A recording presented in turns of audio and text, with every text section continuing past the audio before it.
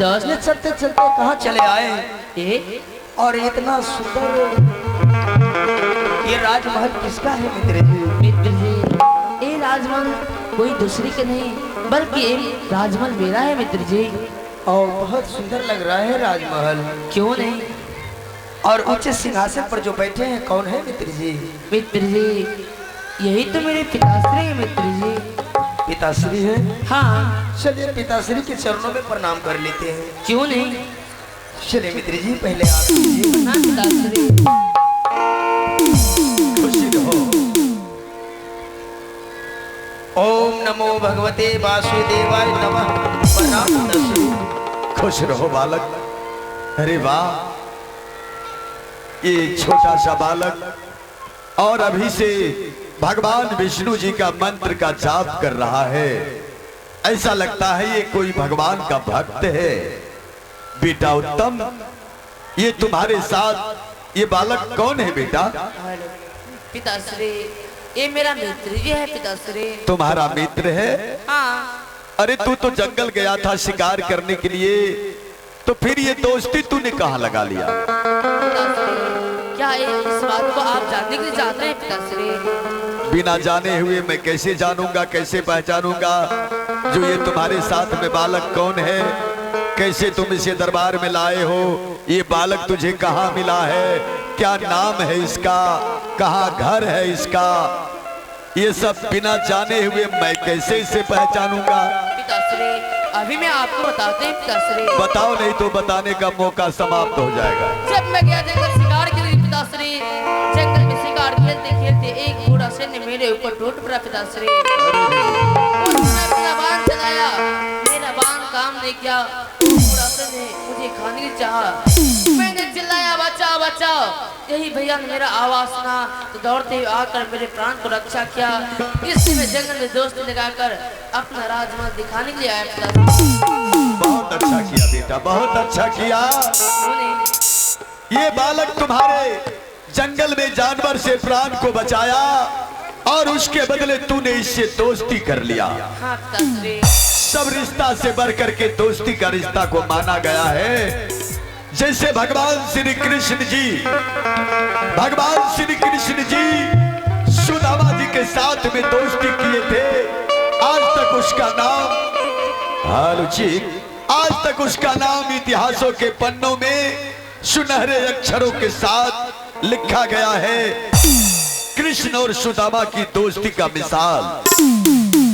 ठीक उसी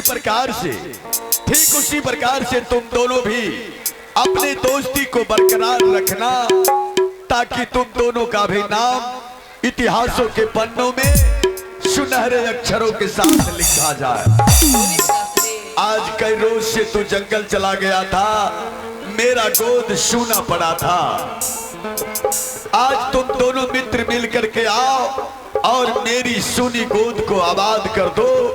आओ मेरे गोद में आके बैठ जाओ। क्यों नहीं पिताश्री? मित्र जी। हाँ मित्र जी। कब से मेरे पिताश्री दरबार में बैठ के इंतजार कर रहे हैं हम दोनों अपने गोद में बैठने के लिए मित्र जी। इस सिलसिले चलते हैं हम दोनों मित्र पिताश्री के गोद में बैठने के लिए मित्र। परंतु मित्र जी तो क्या आपके पिताश्री एक राजा महाराजा है और मैं एक भिखारी हूँ।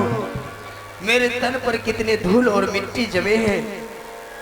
अगर गोद में बैठ जाऊंगा ये सारी राजशाही पोशाक पीताम्बरी गंदे हो जाएंगे। मैं ये गंदे शरीर लेकर कैसे बैठूंगा? नहीं बालक नहीं, मेरे मन में ऐसी भावना नहीं है जैसा कि तू सोच रहा है। तू मेरे गोद में बैठ जाएगा, मेरा गोद गंदा हो जाएगा। ये राजशाही लिबास ये धूल और मिट्टी से गंदा हो जाएगा। तुम्हारे बदन में मिट्टी और धूल लगी है, ऐसी भावना मेरे मन में नहीं है। मेरे मन में तो ऐसी भावना है जैसे कि मेरा बेटा उत्तम है, वैसे तू भी मेरे बेटे के समान है। हर बात को भूल करके आओ, मेरे गोद में आकर के बैठ जाओ। हाँ बालक, मेरे गोद में आकर के बैठ जाओ। हाँ लुची, चलिए मित्र जी। आरे बैठिए जी। अरे बाबा पिताजी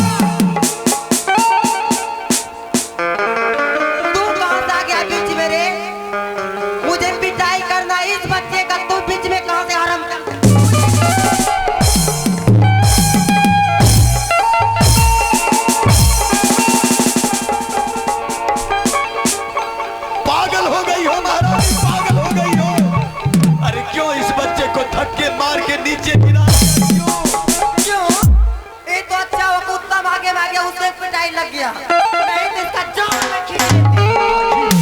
आखिर ये दोनों बच्चे के ऊपर इतना गुस्सा कर रही है क्यों महारानी क्यों? स्वामी जी मैं आपसे यहाँ से क्या बोल करके गई थी और यहाँ आप क्या कर रहे हैं? इतना गुस्सा में तू आई हाँ। जो अपना बच्चा भी तुझे दिखाई नहीं दिया। ये अपना बेटा उत्तम है महारानी। इसको भी मार दिया मैंने। यही तो गलती किया महारानी। स्वामी जी पहले आप ये बताइए उत्तम कुमार जब था तो आप उस हरामजादे किसको आप गोद में बैठा लिए थे? ये उत्तम का दोस्त है महारानी, उत्तम का दोस्त। ये बताओ नोच करके बेटा उत्तम का कितना बाल उखाड़ दिया महारानी। लेकिन उत्तम पहले ये बताओ जब तुम महल में था तो तुम्हारा कोई दोस्त मित्र नहीं था। आज पहली बार तुम जंगल गया है शिकार खेलने के लिए तो बताओ तुम्हारा मित्र कैसे हो गया? चल बोल। तुम तो पानी में कपार दर्द करने लगा। कपार? अगर दोस्ती करेगा तो कपार क्या पूरा शरीर भी नोच सकती हूँ। दोस्ती करने से जान भी जा सकता है। तब क्या? ओहो पर ये बताओ तुम्हारा दोस्त कैसा है? माँ चल बोल। जब मैं गया जंगल शिकार के लिए जंगल में शिकार खेलते खेलते एक बूढ़ा शेर ने मेरे ऊपर टूट पड़ा माँ। उसमें अपना बाण चलाया मेरा बाण काम नहीं किया। अच्छा बूढ़ा शेर ने मुझे खाने की चाहा। मैंने चिल्लाया बच्चा बच्चा। यही भैया ने आकर मेरे प्राण को रक्षा किया इसलिए मैं जान में जोर से लगाकर अपना राजमाल दिखाने ले आया। ओ तो ये बात है। हाँ स्वामी जी आपको पहले बोलना चाहिए कि उत्तम का दोस्त है। अरे तू बताने की मौका देगी तब तो मैं बताऊंगा। स्वामी जी अगर मैं जानती उत्तम का मित्र है तो मैं इस बच्चे को फूल की भी छड़ी नहीं मारती। हाँ ओहो कितना यही तो बोला बात है। जानने से पहले तू गलती कर बैठती है उसके बाद उस गलती का पछतावा करती है। लेकिन स्वामी जी अब तो गलती हो चुकी आप मुझे माफ कर दीजिए। अरे मैं कौन होता हूँ माफ करने वाला? तो माफी मांगो उसी बच्चे से जिसके साथ तूने गलती किया है। ठीक है स्वामी जी। इतना प्यार प्रेम करो उस बच्चे को जो वो बच्चे अपने तुम्हारे गलती को भूल करके तुझे माता कह के तुम्हारे गोद में आके बैठ जाए। ठीक है स्वामी जी आप जैसा बोले मैं वैसा ही करूंगी। हाँ मुझे तुमसे यही उम्मीद आप है। यहाँ से महल जाइए हाँ। गरम गरम चाय पीजिए मैं उत्तम के मित्र से मीठी मीठी बातें करूंगी। तो ठीक है तुम उस बच्चे के साथ मान सम्मान करो उस बच्चे का, उनसे बातें करो तब तक के लिए हम महल से कुछ बातें करके आता हूँ।